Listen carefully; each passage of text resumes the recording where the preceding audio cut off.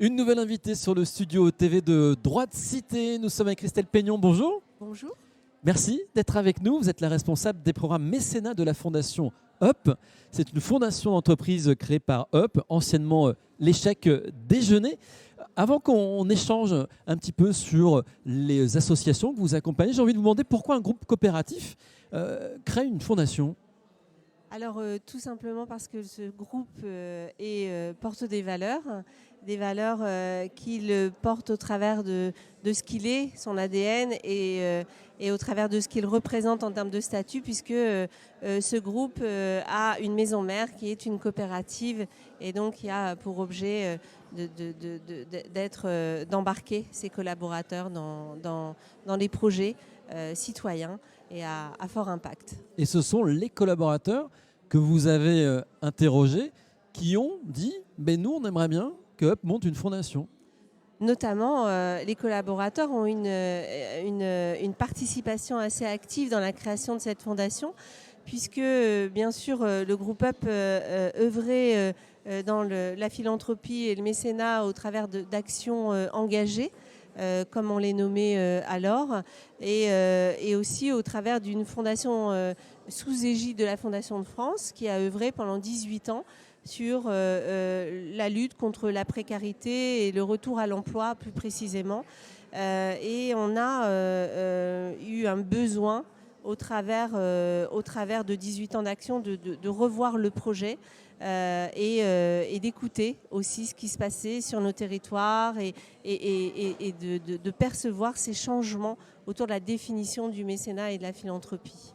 Donc on a questionné nos collaborateurs pour nous aider à trouver les bons domaines et la bonne définition.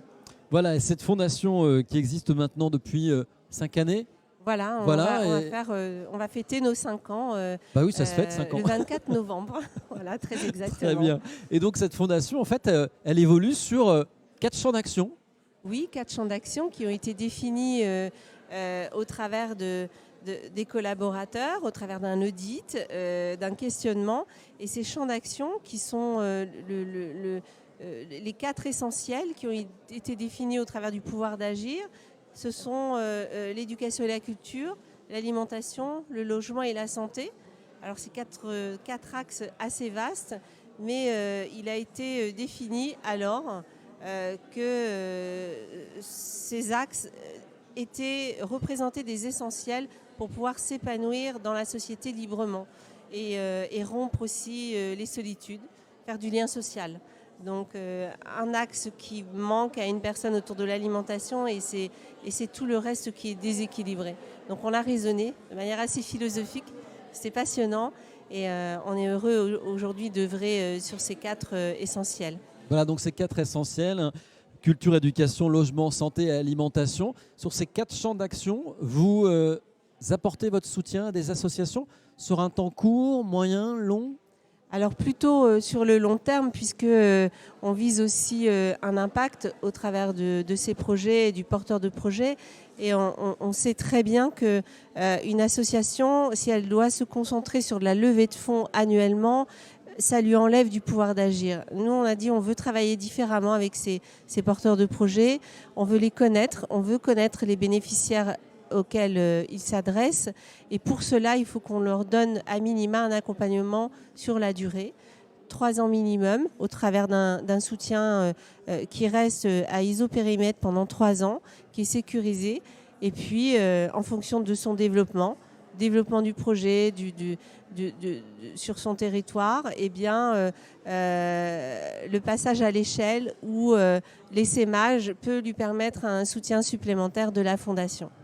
Bon, c'était somme toute très logique et important que vous soyez présent aujourd'hui sur Droite Cité, à vous entendre. Je m'en rends compte à l'instant, en fait. C'était naturel, oui.